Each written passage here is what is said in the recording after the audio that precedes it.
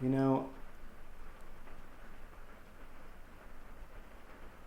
I wasn't really supposed to be gone that long.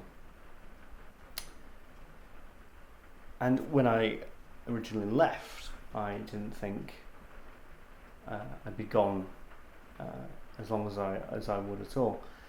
But you know, things get in the way, life gets in the way. You know how it is. Um, Things change, things stay the same. All of that goodness. So, as you can see, spring's been kind of disappointing. You know, it's been very rainy and very cloudy, and it wasn't really the spring that I imagined. We've had some nice weather, but at the same time, it has not been at all what I wanted. But such is life. So I want to clear a few things up. I want to say a few things, but if you just want to jump into my list, if you want to just know what my top 10 spring 2017, totally understand. There you go. There's your opportunity. Skip to the list. Skip me rambling as I often do. But there's a few things I want to talk about, and also there's a few things that I want to talk about with regards to the why I've picked the fragrances that I have, all the backstory that I love to give. So if you want to skip, that's fine. But if you, I'd love it. I'd love for you to stay with me. So I've been working in the fragrance industry and part of the fragrance community for just over 5 years. And I've been asking myself a few questions such as, why do people buy fragrance? Or in particular, because it's a bit more relevant to me, why do men buy fragrances? Okay, and there's two answers to that question. The first one is quite obvious and can be easily defined, but the second one isn't as easily definable, and that is something that I have been thinking about and have come to the realization, which is the thing that I want to talk to you about right now. So the first one, obvious. Attracting women, which is great. It's fantastic. Women are the greatest thing on earth. Women are the greatest thing in the universe, which is quite surprising since the universe contains black holes, many different galaxies, and Earl Grey tea. So, women trump all of that. And, with all of the controversy and the conversation and the hate and the love towards Jeremy Fragrance, the one thing that I've got to say about him is that guy has got the conviction and the confidence and the absolute trust in himself to completely, unapologetically talk about that side of fragrance. And he loves it. And that's what his whole channel and everything is about. And I got to say that I completely respect him for that. Completely, 100%. I respect him for just making no apologies about it. But why do people really get into this? What's the thing that makes them stay with it? Because you could right now buy a Ventus or L'Homme Sport or I don't know, whatever. There's an infinite amount of top 10 most complimented fragrances on the internet right now, and you could scroll through any of them, and any of those fragrances would get you those compliments and get you that social attention and potentially help you attract women, maybe. But here I am, and here you are, and we've been doing this for years. So what's that all about? And the second reason why people, or men specifically, get into fragrance or buy a fragrance is to start again. And what do I mean by that? Changing your smell is quite a big deal, because that is changing a huge perceptual barrier about yourself. People can change how they look. People try to change the way that they talk. People try to change the way that they walk. A lot of these things can take a lot of time, but fragrance, you can buy it and you can change the way that you smell instantly, which is quite an intimate thing. And I think that one of the things that lured me into this is that when I bought Diesel Only the Brave back in 2000 and I think it was 11, because of a television advertisement that I saw, I bought that because I was dissatisfied with where my life was going, with what my life was about, and I wanted a new fragrance to signal and signify a new beginning. And that is something that is extraordinarily deep and provocative, and I think that that in itself is why people stay. So I wanted to, right now, because it's the beginning of the season, and this is my first video back, and I intend to stay back and not be going anywhere for a while, I wanted to sort of recap of what I'm about and what this channel is about, because a few things have changed in the way that I think about things, but I wanted to make it very straightforward for everybody. I believe that fragrance is an art form. I believe it's the fourth art form. You have 4 different art forms. You have literature, which is books, written word. The second art form is music, and maybe audio plays, something like that. Third art form is visual, which can be painting, a play, television, film, whatever. And the fourth art form is smell, is scent. And that can be anything from this Earl Grey tea that I'm smelling all the way to fragrance. I also believe that fragrances can be important to somebody's life because of the memories and the stories that they withhold. I was a few weeks ago, well, a couple of months ago actually, when I started to bring out my spring collection, I smelt some of them for the first time, and the memories that I have of the past, of certain instances, of certain people that I've shared with those fragrances, all come flooding back instantly. It's quite an unbelievable experience.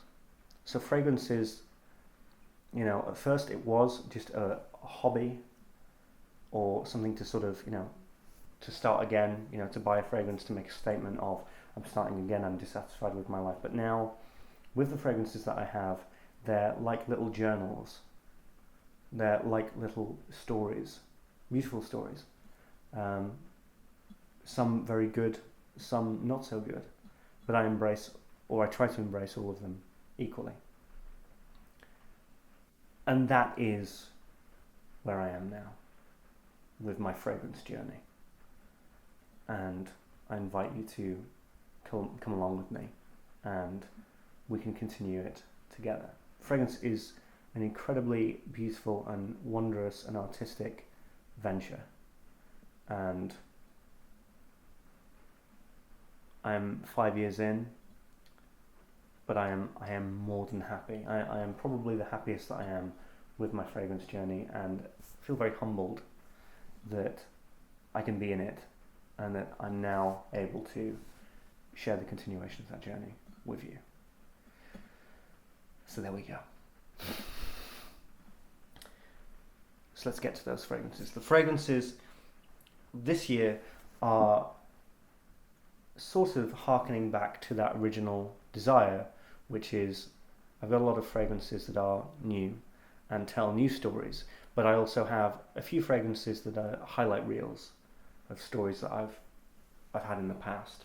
So it's quite a collection, and from your point of view, there's some interesting fragrances that you may not have heard of.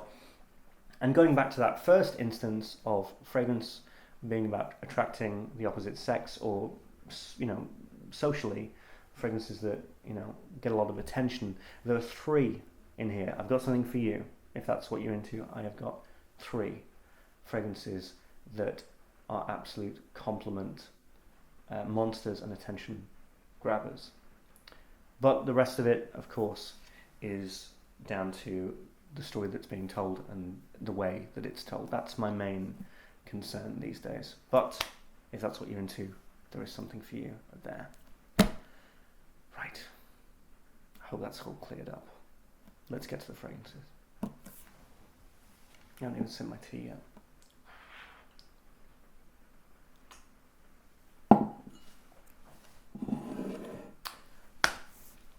I'm not even going to tell you that I'm very excited to show you this list. By now, you should already know. That's kind of automatic these days. So, number 10. Number 10 is one that you've heard of. Number 10 is one that I've gone on about for ages and ages and ages. Me and Dave have bickered about it. And, you know, in a way, I suppose it could be a little bit higher on my list. But there are a few problems that I have with it. Anyway, it's called 212 Men by Carolina Herrera. Beautiful green grassy smell. Goes very well with the Earl Grey tea that I'm sipping here.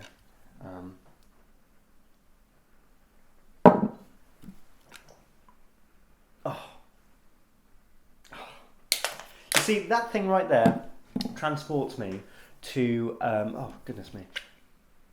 It just transports me to a beautiful spring day where the sun's out and it's a wonderful grassy park or something like that, and the grass has just been freshly cut, and I'm drinking my Earl Grey tea, and it's beautiful and just a luscious experience. You can see it as just a sort of a general designer fragrance, but it is more than that. Number 9 is from the house of Prada. Now, let me tell you something. What I've been getting into recently, because, you know, I'm 24 years old, is sort of old kind of like almost like old grandma smells, all right? Which sounds very strange, but bear with me. Those kind of like old, rustic, charming, cottagey, in the middle of the countryside kind of smells. That really is something that I'm interested in, and I think that could be sort of matching up with my style of clothing that I've got going right now. But one that has absolutely captured my imagination is this. It's from the house of Prada. It's called Fleur d'Orange. And I'm going to have to spray this one a little bit, actually.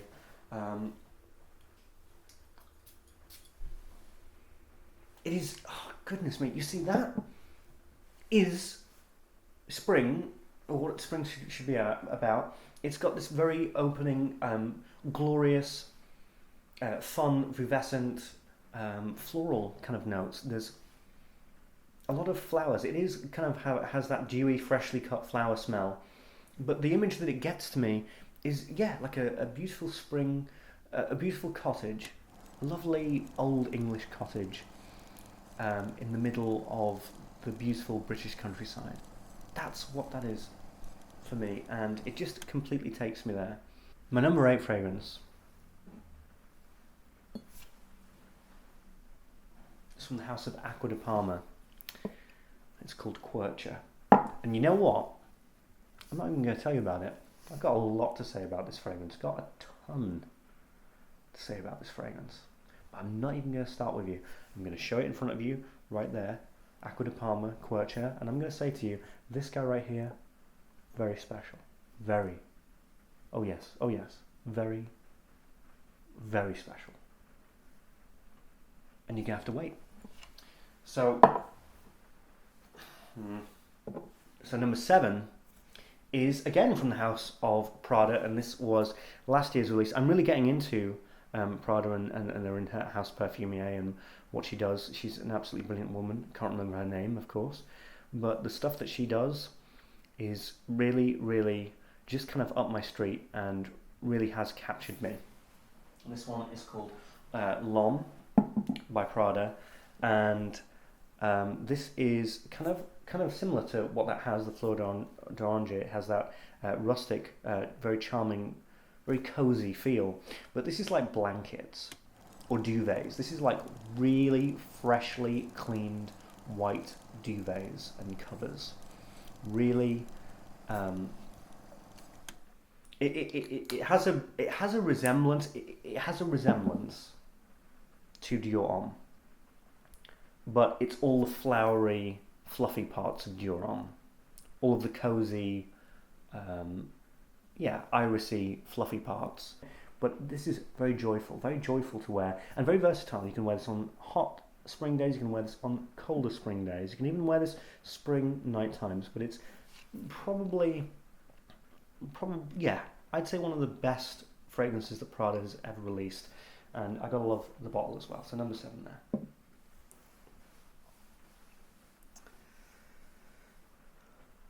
Number 6 is the most romantic fragrance that I've ever smelt, and it's sad now looking at it because it is Dior Homme Sport 2012 edition.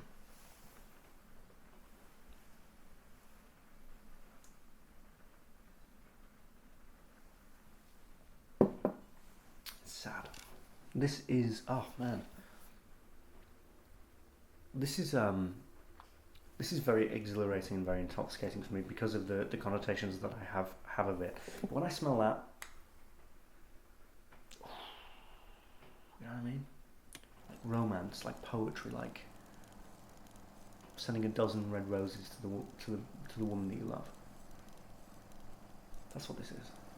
It's just pure. I don't know. It's romance. It's. I want to buy a Justin Timberlake album or read Keats or something. It's just very. It's kind of sexy, but it's kind of sensual, and it has a. I think the thing is, it's light-hearted. It has a light-hearted, playful, sensual energy to it, and I really love that. I really, really dig that. I'm so sad that it's going to be leaving because I'm going to be wearing. I mean, look how much I've used already. I'm going to be wearing that a lot, and I've smelt the new version, and it's fine. It's fine. It's good, but it's not this. Number 5 is a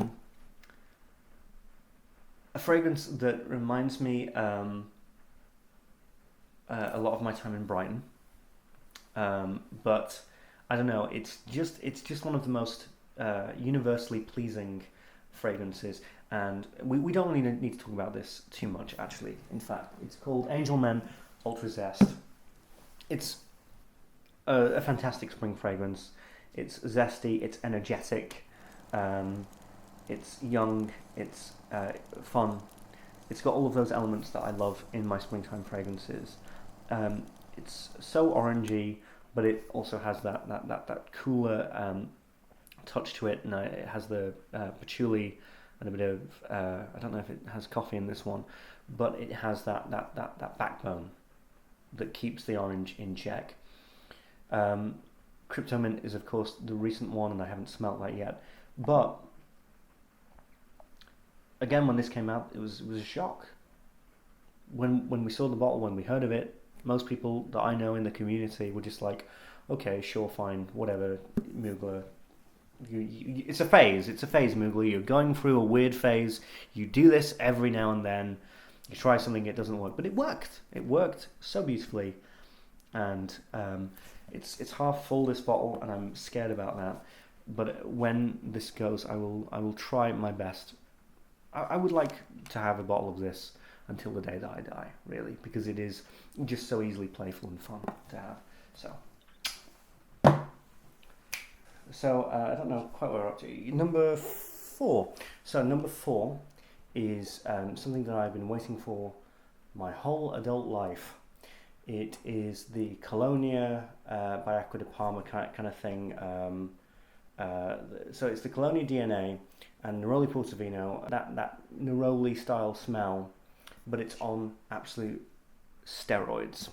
And that is from the house of James Healy, and it's called Oranges and Lemons, Say the Bells of St. Clements, which is an English nursery rhyme which goes something like, oranges and lemons, say the bells of St. Clements. Obviously, I'm not a singer. So this is an eau de parfum, which is unusual for this kind of smell.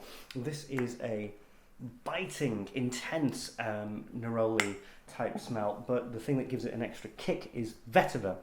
That earthy vetiver, harsh vetiver smell at the beginning is very, very potent and can catch you off guard, actually. If I was a perfumier, which I certainly am not and certainly never intend to be, but if I was, I think that I would probably be James Healy, or I would go towards that style of thinking. But it's an incredible, regal, beautiful fragrance that does remind me, indeed, of London and the more sort of regal parts of it. So an incredible fragrance. I will definitely be doing a review on that one. So you know something, and you kind of get a bit with this. but I'm starting to realise my own taste in springtime fragrance. I do enjoy the floral, fluffy, fun, enjoyable, entertaining, flowery fragrances with iris, gardenia, all that good stuff. But what I really seem to love and adore is vetiver. That is that seems to be my sort of main kind of go-to smell. So number 3, can you believe this? It is my first ever Creed on a top 10 list. Can you believe that? And that's quite surprising to me because I'm a huge, unapologetic Creed fanboy, but this is the first time a Creed has ever turned up on any of my top 10 lists, and it is the incredible, not so original vetiver. Now, I made a bit of a joke there because, of course, original vetiver, but it is very, very similar to Mugler cologne. But I'm going to openly say that this is much more well thought out, well planned, better constructed. It has a better composition, far better than Mugler cologne. Mugler cologne is fine, but it ends up on my skin just smelling like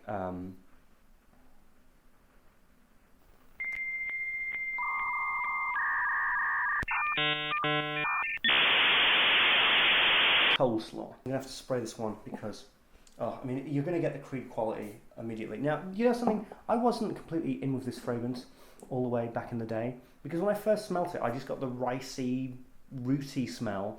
It actually reminded me very much of the children's breakfast cereal Ready Brek. I don't know if you have that over in America and Canada, but my British fans should definitely know what Ready Brek is. Wow. All right. I love that so much. It's just so well thought out. There's so many different sort of contrasting elements, right? You've got that you still do have that kind of ricey smell, but then you have this kind of like lime, this very, very sweet lime, all perfectly well balanced out with the more sultry and the more savoury kind of elements. And it has this incredible sweetness. It's just fantastic. So let me tell you something. There are some of you out there, I know who you are, you don't have to tell me, but there are some of you out there who have been waiting for this list and you've been thinking, is it still number 1? And you know what I'm talking about. We don't have to mention its name. We both know what we're talking about. Is it still his King of Spring? And my answer is yes, because my number 2. Now, I don't want to undermine this on this number 2 spot. It's fantastic. So let's get on with that. It's called Vetiver Diva by Giorgio Armani, and it was previously Vetiver Babylon. But let me tell you something right now. This is the best thing that Armani have ever made. I say that with no irony. I don't say that with any hyperbole. This is so beautiful. I've known about this for a little while. Didn't pull the trigger on it until a full bottle, at least until this February. But man, this is. I'm running out of room here. But I'm gonna have to spray this one as well. Okay, so at this point, I've remembered that I've mentioned to you that there are 3 huge compliment monsters, and I didn't tell you which they were. So they are Quercher, Oranges and Lemons, Citadels of St. Clements, big compliment getter, and this one. These are the 3 compliment getters for all of you people who like that sort of thing. Quercher is great, but you know what? The king of this in this league, in this realm, is this guy. This is a bit of a rock star. I've had the greatest compliment, which is somebody who stopped me in the street and said, "What are you wearing?" And that's the biggest. That's one of the biggest attention grabbers that you can get, which is pretty surprising because after about 3 or 4 hours, the projection longevity not so great, but we won't get into that right now. But okay, so this is rev up the hype train. Here we go. It has that vetiver, but it has this incredible orangey, lemony, biting, citrusy. You know what I mean? It has that, and it has this succulent thing. It's like have you ever tried a Starburst, right? Or like a fruit sweet, and you bite into it, and it has that juice and it has that tingly feeling at the back of your tongue. That is this ripened with a very lovely, woody, soapy vetiver. It has that absolute it factor. It is the hidden gem that everybody tries to look for. However, at the beginning of this video, I talked to you a little bit about stories and about memories and the fact that these fragrances are journals, in a way, in some respect. And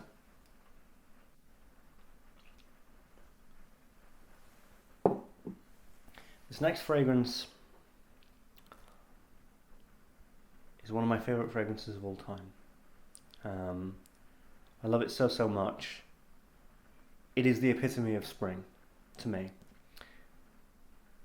I have such a huge fond memory, which I will get into, but let's not waste any more time. You know what it is. It's from the House of Duetto. It's called Citiver. Look how much I've used of it.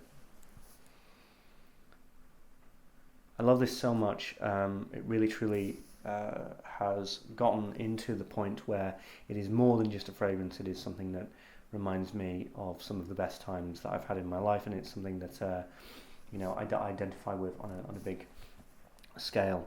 And it's a terrible day outside. We've had many a terrible day, and I wish that I was back on that barge. I wish that I was in, I don't know, like the south of Wales or something, and it's this beautiful, beautiful, picturesque, like sunset or something, and I'm on the barge, and my mum and dad are there because it's a family thing that we usually try to do every year, and I don't get to see my mum and dad that much these days, so I wish I was there just with them for a week, and it's sunny and it's beautiful, and you're just seeing the most beautiful landscapes. That's where I wish I was right now, and I can't be there, obviously, but I can just smell this, and I'm there, and that is the power of this fragrance. Go watch my original review of it. I explained to you why this has such a permanent memory. But for you, somebody who's trying to find a springtime fragrance, this is an all-encompassing, incredible fragrance that has a lot of different elements that I've previously spoken of. It has a very rich, soapy vetiver, has a great woody backbone, has some nice Parma violets, and it creates this very enriching, whimsical, fairy tale-like experience. It's my favourite story out of the fragrances that I've shown you, and it's fantastic. It's absolutely fantastic. So, Citiver remains, for now, my king of spring.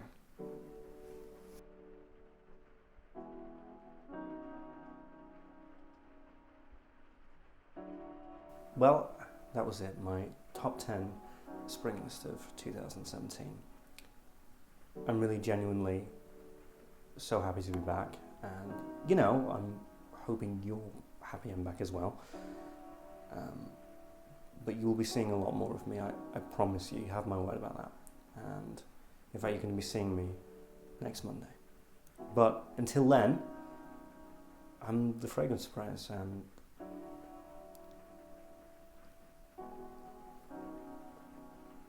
well,